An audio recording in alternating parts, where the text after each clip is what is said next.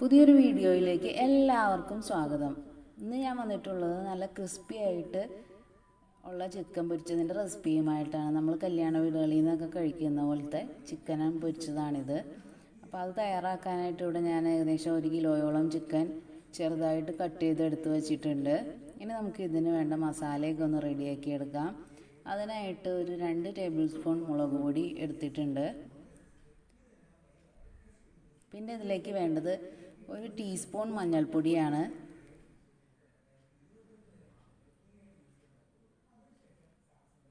ഇനി ഇതിലേക്ക് 1 ടീസ്പൂൺ കുരുമുളക് പൊടി, 1 ടീസ്പൂൺ ഗരം മസാലപ്പൊടിയും ചേർത്ത് കൊടുക്കുന്നുണ്ട്. പിന്നെ ഇതിലേക്ക് 1 ടീസ്പൂൺ ചിക്കൻ മസാലയും 2 ടേബിൾ സ്പൂൺ ഇഞ്ചി വെളുത്തുള്ളി ചതച്ചതും 1 ടീസ്പൂൺ ഉപ്പും 1 നുള്ളു ഫുഡ് കളറും ചേർത്ത് കൊടുക്കുന്നുണ്ട്. ഫുഡ് കളറൊക്കെ നിങ്ങളുടെ ഇഷ്ടത്തിന് വേണമെങ്കിൽ ചേർത്താൽ മതി കേട്ടോ. പിന്നെ ഇതിലേക്ക് 2 ടേബിൾ സ്പൂൺ കോൺഫ്ലവറും 2 ടേബിൾ സ്പൂൺ വിനാഗിരിയും കൂടി ചേർത്ത് നല്ലതുപോലെ ഒന്ന് മിക്സ് ചെയ്തെടുക്കാം. വെള്ളം കുറവുണ്ടെങ്കിൽ അല്പം പച്ചവെള്ളം ചേർത്ത് കൊടുക്കാവുന്നതാണ് കേട്ടോ. ഇപ്പോൾ മസാലയൊക്കെ നല്ലതുപോലെ മിക്സ് ചെയ്തെടുത്തിട്ടുണ്ട്. ഇനി നമ്മൾ കഴുകി വൃത്തിയാക്കി വെച്ചിരിക്കുന്ന ചിക്കൻ ഇതിലേക്ക് ഇട്ട് കൊടുക്കാം. എന്നിട്ട് എല്ലാം കൂടി നല്ലതുപോലെ ഒന്ന് മിക്സ് ചെയ്തെടുക്കണം.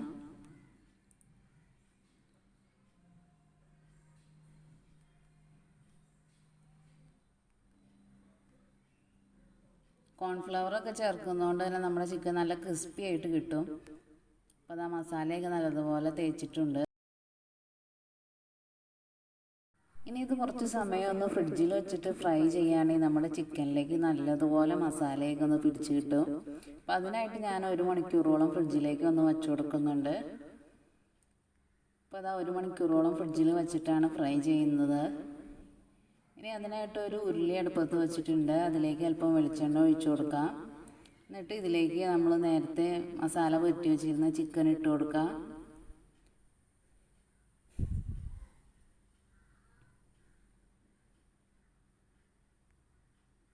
അപ്പോൾ അത് ആ ചിക്കനൊക്കെ എല്ലാം ഇതിലേക്ക് ഇട്ട് കൊടുത്തിട്ടുണ്ട്. ഇനി ഇടയ്ക്ക് ഇതൊന്ന് 2 സൈഡും ഒന്ന് ഫ്രൈ ആയി കിട്ടാനായിട്ടൊന്ന് ഇളക്കി കൊടുക്കാം.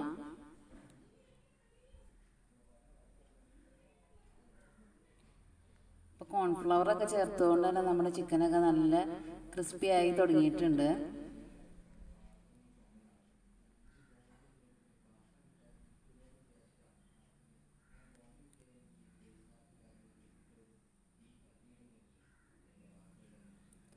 ഇപ്പോൾ ചിക്കനൊക്കെ നല്ലതുപോലെ ഫ്രൈ ആയി കിട്ടിയിട്ടുണ്ട്. ഇനി നമുക്കിതൊരു പാത്രത്തിലേക്ക് ഊരി മാറ്റാം.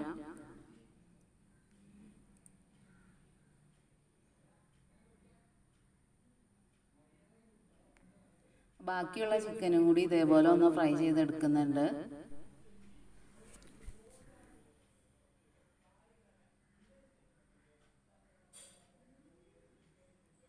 അപ്പോൾ അതാ ഈ ചിക്കനും നല്ലതുപോലെ ഫ്രൈ ആയി കിട്ടിയിട്ടുണ്ട്. ഇനി ഇതിലേക്ക് കുറച്ച് കറിവേപ്പിലയും കൂടി ഇട്ട് ഇതും നമുക്കൊന്ന് വറുത്ത് കോരിയെടുക്കാം. നിങ്ങൾക്ക് വേണമെങ്കിൽ ക്രഷ് ചെയ്ത വറ്റൽമുളകും വേണമെങ്കിൽ ഇതിൽ കൂടെ ചേർത്ത് കൊടുക്കാവുന്നതാണ് കേട്ടോ. അപ്പോൾ നമ്മുടെ ഈ റെസിപ്പി ഇവിടെ റെഡി ആയിട്ടുണ്ട്. അപ്പോൾ നല്ല ക്രിസ്പി ആയിട്ടുള്ള ഈ ചിക്കൻ ഫ്രൈ എല്ലാവരും ഒന്ന് ട്രൈ ചെയ്ത് നോക്കണം കേട്ടോ. വീഡിയോ ഇഷ്ടമായാൽ ലൈക്ക് ചെയ്യാനും ഷെയർ ചെയ്യാനും സബ്സ്ക്രൈബ് ചെയ്യാനൊക്കെ ഒന്ന് മറക്കരുത്. അപ്പോൾ നമുക്ക് മറ്റൊരു റെസിപ്പിയുമായി വീണ്ടും കാണാം.